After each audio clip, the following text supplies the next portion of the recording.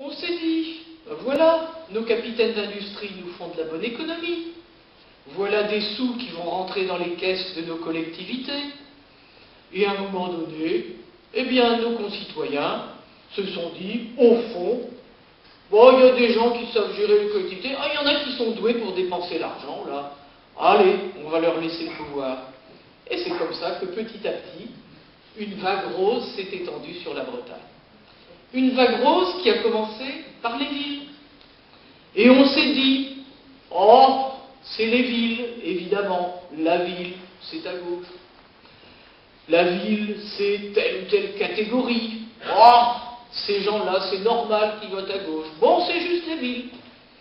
Et ce qu'on n'a pas vu, c'est qu'à partir des villes, petit à petit, ça s'est étendu. Première couronne, deuxième couronne, troisième couronne. Et finalement, eh bien, quand on regarde sur une carte, pas loin des 2/3 de la Bretagne est devenue rose. Eh oui, eh oui. Et qu'est-ce qui s'est passé? Eh bien, c'est qu'à partir de la ville, à partir des centres, à partir des agglomérations, il y a eu une certaine culture qui s'est développée, je dirais une certaine bien-pensance qui s'est mise à régner, et qui s'est répandue, qui a répandu son influence, là aussi, dans les mêmes bassins de vie, là où on vit, là où on va faire ses courses, là où on travaille, là où on habite, là où on va au cinéma, là voilà. On a des espaces de vie, eh bien, qui ne correspondent plus ni aux communes, ni même aux métropoles, etc. Ça s'étend. Et cette influence culturelle d'une certaine bien-pensance, évidemment, elle se traduit un beau jour dans le vote. Et de la culture à la politique, vous le savez, il n'y a qu'un pas. C'est pourquoi la reconquête, elle passe aussi par la culture, la reconquête, elle passe aussi par les villes.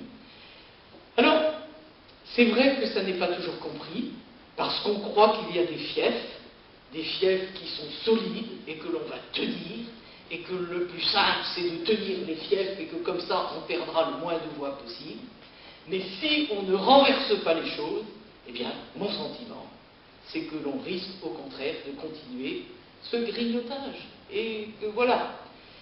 Et donc tout ça, ça implique maintenant une certaine stratégie politique qui se traduit aussi, qui doit se traduire aussi dans l'élaboration de la liste. Alors là, la liste, c'est une affaire dont on parle. Pas moi. Pas moi. Mais les journaux en sont pleins. Tout le monde a sa solution. J'écoute parce qu'après tout c'est tellement compliqué que si quelqu'un a une solution miracle, je suis toute prête à l'accepter. En réalité, il faut que la liste traduise à la fois notre stratégie politique et notre projet. Et c'est pour ça que c'est un petit peu difficile, parce qu'il faut faire évoluer les choses par rapport à ce dont on avait l'habitude. Si l'on veut reconquérir les villes, il faut qu'il y ait des représentants des villes qui soient présents sur la liste, de façon assez visible. Si l'on veut un rééquilibrage en termes d'aménagement du territoire, il y a de grands déséquilibres en Bretagne, entre l'Est et l'Ouest de la Bretagne. Eh bien, il ne faut pas dire que c'est la même chose de se présenter en Ille-et-Vilaine et de se présenter dans le Finistère. Si on est finistérien et qu'on veut défendre le rééquilibrage à l'ouest de la Bretagne, il faut se présenter dans le Finistère. Et comme c'est mon cas, c'est pour ça que j'ai tenu à me présenter ici. Ça signifie une volonté de rééquilibrage à l'ouest de la Bretagne. Et on en a besoin, vous le savez bien. Vous avez vu...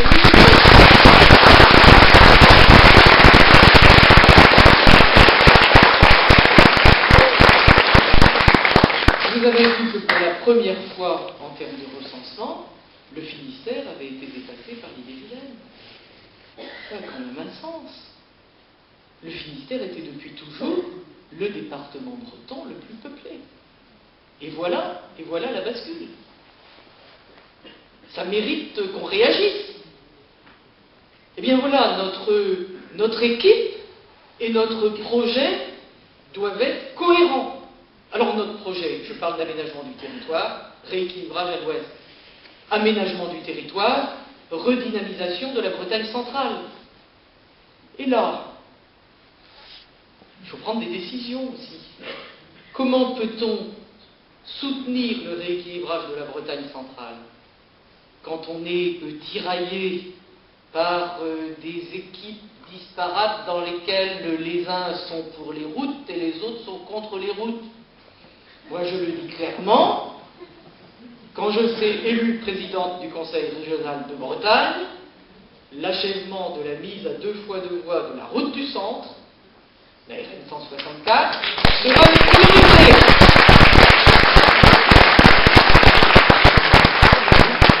Je le dis d'ailleurs tout aussi clairement, ce sera ma seule priorité routière. Voilà.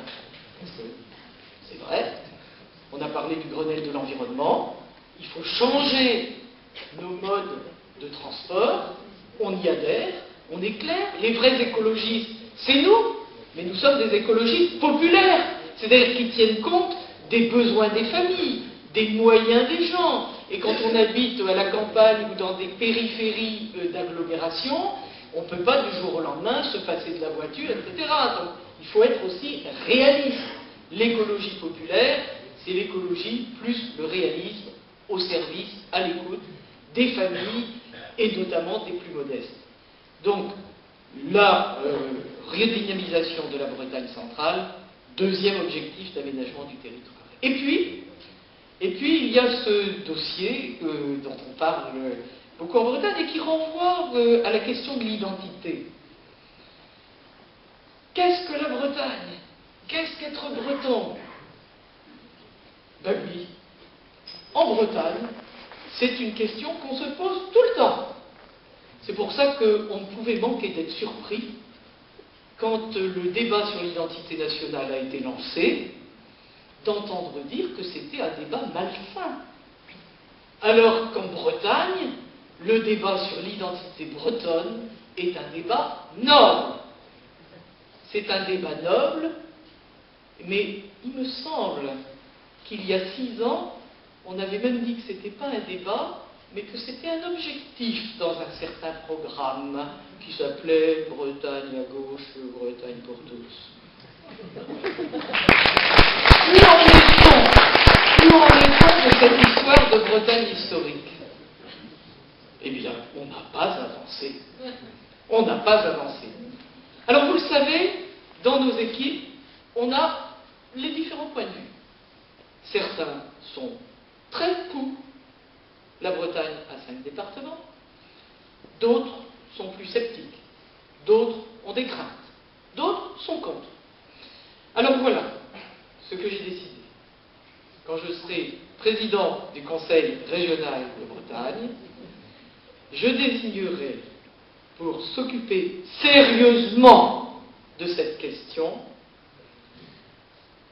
les personnes de mon équipe qui seront les plus militantes sur cette question, les plus favorables à cette question.